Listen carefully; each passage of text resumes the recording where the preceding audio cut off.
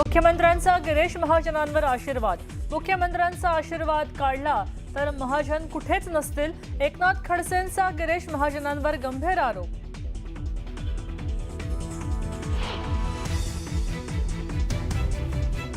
एकनाथ खडसे मुख्यमंत्री पदाच्या शर्यतीत होते तर खडसेंची थेट दिल्लीसोबत हॉटलाईन. आपण किरकोळलो. खडसेंनी केलेल्या गौप्यस्फोटानंतर महाजनांचा खडसेंना टोला.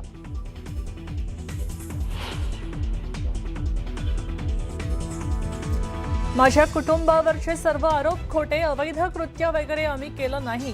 विनायक राऊतांच्या सेनेचे सुनेचे आरोप कुटुंबाकडनं खंडन.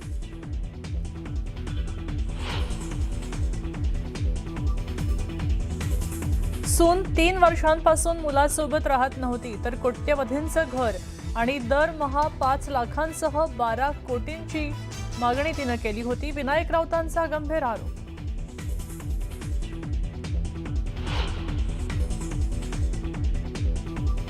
विनायक राऊतांच्या कुटुंबियांकडनं छळ. गोमूत्र प्यायला दिल्याचा सुनेचा आरोप तर डोक्यावरचे केस कापत अघोरी कृत्य केलं. विनायक राऊतांच्या आरोपानंतर सुनेकडनं प्रत्युत्तर.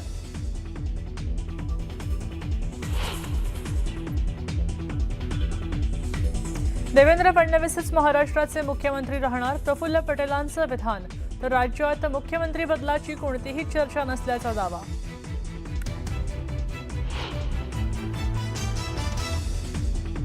सोयाबीनच्या बोगस बियाणावरनं काँग्रेस नेते यशोमती ठाकूर आक्रमक. शेतकऱ्यांसोबत लबाडी सुरू आहे. सत्ताधारी यावर बोलत नाही तशी टीका.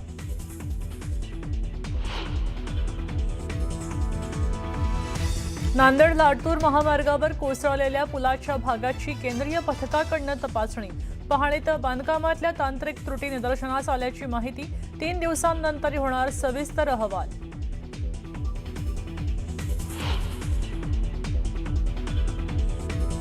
तुळजाभवानी मातेला 281 ग्रॅमचं सोन्याचं मंगळसूत्र अर्पण. माधवानंद गुरुवमनानंद स्वामींकडनं देवी चरणी भेट.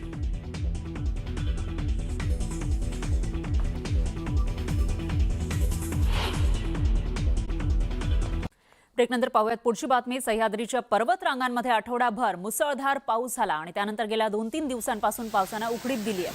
त्यामुळे माळशेज घाटातील धबधब्यांचा प्रवाह कमी झालाय. घाटातील धुक्यानंही जणू विश्रांती घेतली आहे. तरी सुद्धा सुट्टीचा आनंद लुटण्यासाठी आणि हिरवाईचा मनमुराद आस्वाद घेण्यासाठी पर्यटक मोठ्या संख्येनं माळशेज घाटामध्ये दाखल होत आहेत. पण अनेक पर्यटकांचा धबधब्यांचा कमी झालेला प्रवाह आणि पावसाची अनुपस्थिती यामुळे काहीसा हिरमोड होतोय.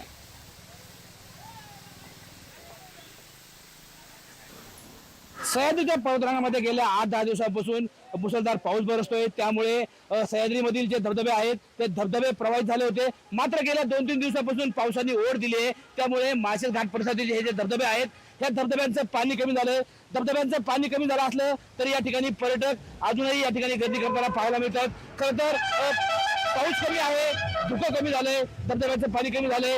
त्यामुळे पर्यटकांना कुठेतरी हिरमोड होतोय. तरी सुद्धा हे जे निसर्ग सौंदर्य आहे हे निसर्ग सौंदर्य अनुभवण्यासाठी मोठ्या संख्येने पर्यटक जे आहेत ते आपल्याला माळशेज घाट परिसरामध्ये येताना पाहायला मिळत आहेत. आपण या ठिकाणी पाहू शकतोय हा माळशेज घाटातील हा जांभीचा धबधबा आहे. त्याचबरोबर त्याच्या शेजारचा हा धबधबा आहे. हे धबधबे खरं तर पूर्ण क्षमतेने वाहत असतात. 2-3 दिवसापूर्वीच या धबधब्यांना पूर्ण क्षमतेने पाणी होतं. मात्र आता पाऊस कमी झाल्यामुळे या धबधब्यांचं पाणी कमी झालंय. या धबधब्यांचं पाणी कमी झालं असलं तरी पर्यटकांनी या ठिकाणी गर्दी केली आहे. आपल्यासोबत काही पर्यटक आहेत. दादा काय सांगाल, कुठून आले तुम्ही? आम्ही छत्रपती संभाजीनगर मधून आलोय. माळशेज घाटामध्ये आता धबधबे वाहत आहेत पण पाणी कमी झाले. हो, पाणी कमी झालंय, परंतु आम्ही तरी पण इथं आलोय कारण काही धबधबे चालू होते. त्यासाठी आम्ही माहिती घेतली आणि इकडे आलोय. त्यासाठी मस्त लग रहा है, मौसम अच्छा है और कैसा है, मतलब अभी पानी कम है, बारिश कम है तो एंजॉयमेंट हो सकता है, नहीं तो फिर रिस्क है आने के लिए। हाँ, बारिश ज्यादा होती है तो लैंडस्लाइड्स का खतरा होता है. अभी थोड़ा आनंद ले सकते हैं आराम से.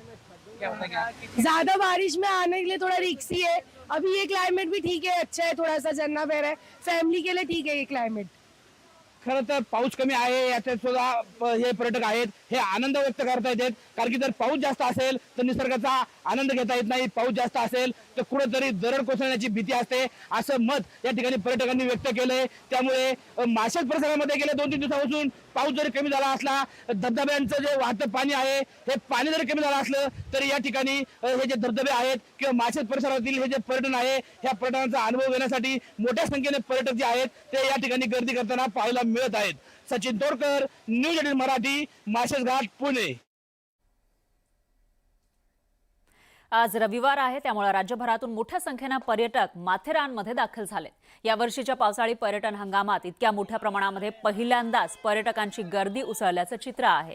डोंगर रांगांमधील निसर्गरम्य वातावरण, धुक्याची चादर आणि आल्हाददायक हवामानाचा आनंद घेण्यासाठी पर्यटकांची मोठी पसंती माथेरानला मिळते. पर्यटकांच्या या वाढलेल्या गर्दीमुळे संपूर्ण माथेरान परिसरामध्ये उत्साह आणि आनंदी वातावरण दिसतंय. पर्यटन व्यवसायाला सुद्धा याचा चांगला फायदा होत असल्याचं चित्र आहे. यानंतर बातमी आहे दापोलीमधली. रत्नागिरीच्या ऐतिहासिक वारशाला हादरवणारी मोठी अशी बातमी आहे. हर्णे इथल्या छत्रपती शिवाजी महाराजांच्या पदस्पर्शानं पावन झालेला आणि सरखेल कान्होजी आंग्रे यांच्या आरमारी पराक्रमाची साक्ष देणारा ऐतिहासिक गोवा किल्ला पुन्हा चर्चेत आलाय. किल्ल्याच्या प्रवेशद्वारासमोरील तटबंदीचा मोठा भाग कोसळला, त्यामुळे संवर्धनाच्या कामावर गंभीर प्रश्न उपस्थित झालेत. विशेष म्हणजे गेली 2 वर्ष कोट्यावधी रुपये खर्च करून किल्ल्याची डागडुजी करण्यात आली होती, पण नुकत्याच झालेल्या मुसळधार पावसानंतर तटबंदी ढासळली. त्यामुळे शिवप्रेमी आणि इतिहासप्रेमींमध्ये तीव्र नाराजी आहे. कोट्यावधींचा खर्च नेमका कुठे गेला? संवर्धनाच्या कामाची गुणवत्ता तपासली जाणार का? या सर्व प्रश्नांचा घटनास्थळावरून आढावा घेतलेला आहे आपले प्रतिनिधी शिवाजी गोरे यांनी. रत्नागिरी जिल्ह्यातल्या हर्णे येथील हा आहे ऐतिहासिक गोवा किल्ला आणि याच गोवा किल्ल्याच्या तटबंदीचं काम करण्यात आलं होतं. गेले काही महिने या ठिकाणी या डागडुजीचं काम सुरू होतं. मात्र आता आपण पाहतोय की जे डागडुजीचं काम करण्यात आलं होतं तोच बुरुज नेमका ढासळलेला आहे. त्यामुळे यावरूनच या कामाचा निकृष्ट दर्जा समोर येतोय. आपण पाहूया की या किल्ल्याचे 2 फेज आहेत. पहिल्या फेजचं काम पूर्ण झालेलं आहे, करोडो रुपये या ठिकाणी खर्च झालेले आहेत. दुसऱ्या फेजचं काम मंजूर आहे, मात्र त्या कामाला सुरुवात झालेली नाही. परंतु या किल्ल्याचं काम पूर्ण होण्या अगोदरच या ठिकाणी तटबंदी ढासळलेली आहे. त्यामुळे शिवप्रेमीमध्ये आता नाराजी सुद्धा पसरलेली आहे. आपण पाहतोय की किल्ल्याच्या अगदी प्रवेशद्वारासमोरच मोठ्या प्रमाणात तटबंदीचा भाग कोसळलेला आहे. हा जो आपण कोसळलेला तटबंदीचा जो भाग पाहतोय तो गेल्या काही महिन्यापूर्वी त्याची डागडुजी करण्यात आली होती आणि त्यामुळे एक प्रकारे या छत्रपती शिवरायांच्या पदस्पर्शाने पावन झालेल्या सरखेल कान्होजी आंग्रे यांच्या पराक्रमाची शौर्यगाथा सांगणारे हे जे किल्ले आहेत, या किल्ल्याचे सुशोभीकरणाचं काम युद्ध पातळीवरती सुरू होतं. कोट्यावधी रुपयाचा निधी सुद्धा मंजूर झालेला आहे. त्यामुळे शिवप्रेमीमध्ये एक प्रकारे उत्साहाचं वातावरण आपल्याला पाहायला मिळत होतं. तर दुसरीकडे आता ज्या बुरुजाचं काम करण्यात आलेलं आहे तोच बुरुज नेमका ढासळलेला आहे. त्यामुळे दुसरीकडे शिवप्रेमीमध्ये आता नाराजी सुद्धा पसरलेली आहे. करोडो रुपये या किल्ल्याच्या सुशोभीकरणासाठी मंजूर झालेत. छत्रपती शिवाजी महाराजांच्या पदस्पर्शाने पावन झालेला जो सुवर्णदुर्ग किल्ला आहे, या सुवर्णदुर्ग किल्ल्याच्या अगदी समोर हा समुद्र किनाऱ्यावरचा हा जमिनीवरचा हा जो किल्ला आहे गोवा किल्ला, हा सुवर्णदुर्ग किल्ल्याच्या संरक्षणासाठी छातीचा कोट करून या ठिकाणी उभा आहे आणि त्याच किल्ल्याची आता तटबंदी ढासळलेली आहे. या किल्ल्याच्या सुशोभीकरणासाठी करोडो रुपये मंजूर झालेले आहेत.